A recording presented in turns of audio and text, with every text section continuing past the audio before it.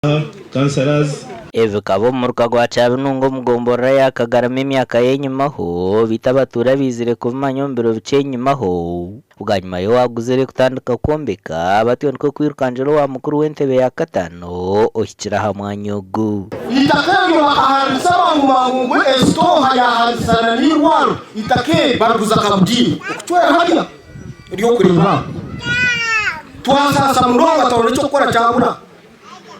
mazumita kandi bakumena myaka n'imyaka kurutunduro bakaguma mwaza buteteke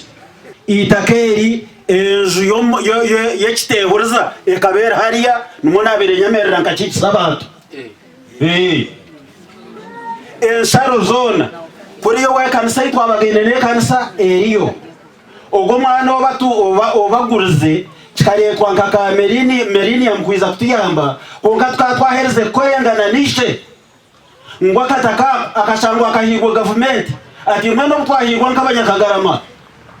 tinko fa konka babere batakutumanya bazo mkugurana nawe konka saro zo kuriya mweri taka niryo murukani unurumanya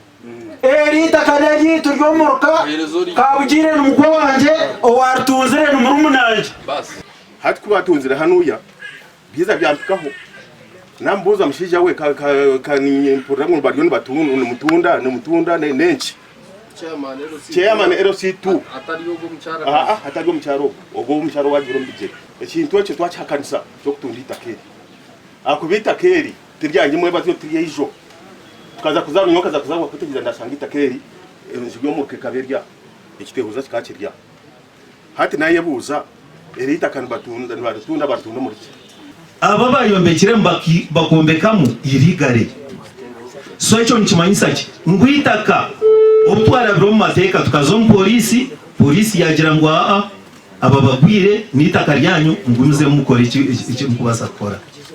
Chairman w'entebe ya kabero bwa hatkando umwe wabira ryo mu ruko rwo kuguzita keri ashabara abantu ngo bamusasire bakacukoro mu butamanya ngo bite sente zubayihiremo bakazombekamo kitehurizi ningashenje yo muruka omuruko gw'abantu abo bakageraho kubateka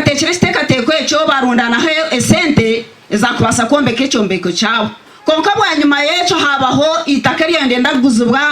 enyuma yirwara bajya ngo umwenu okwirukanga no kombeka katubanze tugura kantu aka